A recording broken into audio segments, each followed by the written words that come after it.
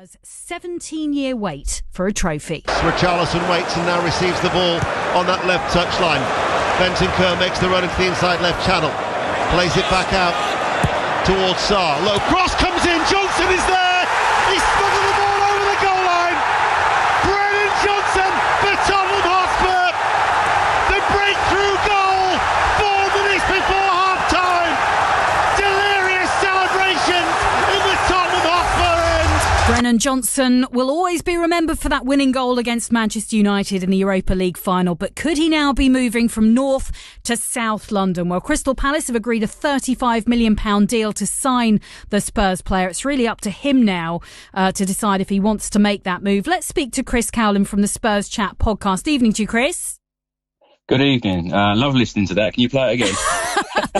Surely you've got that on repeat somewhere. That's your ringtone, isn't it? I mean... It's goosebumps. It's goosebumps, honestly. It's getting over that line in May in Bilbao. Of course, Brennan Johnson was credited with the goal, but yeah, what a night that was. You know, we as Spurs fans, waited a long time for that, and yeah, a great parade at the Tottenham Hotspur Stadium as well. You can remember all that, can you? Or have you had to, be reminded?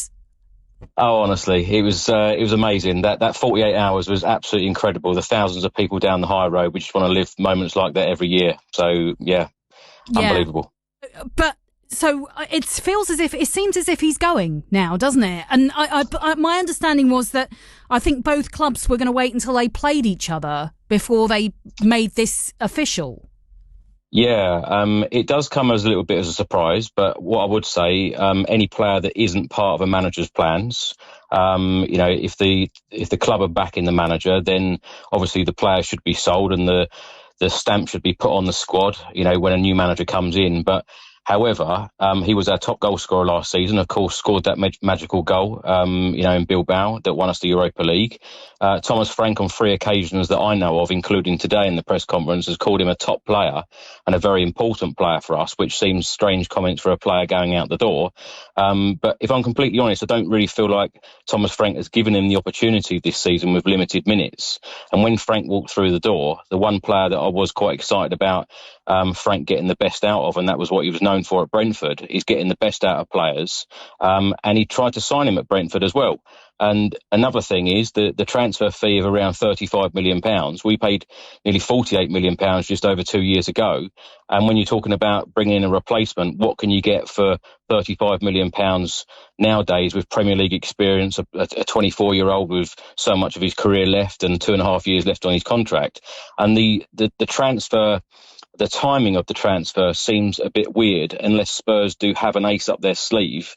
If we were sitting here saying that Antoine Semenyo is walking through the door at Spurs, I would understand it, particularly how Thomas Frank has been without so many attacking players in the final third this season. So it doesn't make sense in one way, but I just hope that Spurs have got a real plan in place in this January transfer window to show ambition, because we do still have, a chance of top European places in the league, because the league is very, very tight in the middle at the moment. The Spurs sitting in 11th, 4 points from the top 5. So, there's a lot to do in the transfer window for Tottenham. I just hope that they show real ambition, especially when you're letting a player like Johnson go out the door. Yeah, I'm just looking at his stats for this season. He's started 6 times, but come off the bench 10 times. This is in the league, and scored 2 goals. I think he got 11 in the league last season. So, yes, I completely understand what you're saying. Let him go if you've found a decent replacement for him, because, Tottenham haven't exactly been brilliant so far this season, have they? They've been better than they were last season in the league, but that's not saying much. But it's been very mixed. And when you're talking about Johnson, he was our top goal scorer last season, and the previous 2 seasons we've let our top goal scorers leave in Kane and Son. So 3 consecutive seasons now we've let our top goal scorer leave, which is a little bit disappointing, and these players do need to be replaced. Yes, I get the fact that Maddison, Kulusevski, Solanke have been out, but Thomas Frank needs to get these players playing, and we need to find a win. We won ugly at the weekend against Crystal Palace, but like I keep saying, we've got a chance in the first half of the season, it hasn't been great. It's been very inconsistent. It's been very up and down. But we do have a chance of still finishing in the top European place. There's a lot of clubs in there mid-table at the moment who want to make changes in the transfer window and bring quality in. Spurs will be one of those clubs, but we've got to show real ambition. And with the new structure at the football club with the board, I just hope that the wage structure changes, because we can't keep going around in circles doing the same thing. If you do the same thing, you're going to end up having the same result. And when Pochettino left us in November 2019, since then, and including his appointment, we've had 6 permanent managers in the last 6 years and 3 interim appointments. So we can't keep going around in circles. Things have to change. We need to do better at board level, and decisions need to be a lot better at the football club, I believe. Definition of madness, isn't it? Continuing to do the same thing, expecting a different outcome. I mean, looking at it, I know you beat Palace last time out, but Palace are above Tottenham just by the point. Mm-hmm. But essentially, you could be selling Brennan Johnson to a team that are above you, and it could improve Crystal Palace. So that'll be interesting. But yes, I think the Crystal Palace result, as you say, kind of slogged your way to a win. But nice to get Archie Gray a goal. Yeah.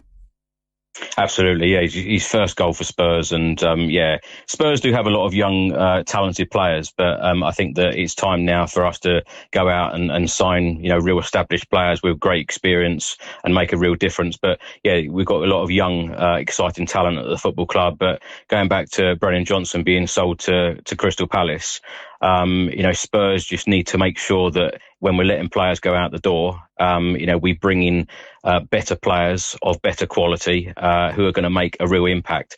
We've got a lot of players at the football club that are players for the future, young rising stars, but it is about the experience. Ange Postecoglou said this last season about transfer windows, and I just hope that the board, whoever the manager is, whether it be Thomas Frank or somebody else, we need to go down a different line. The plans need to be better.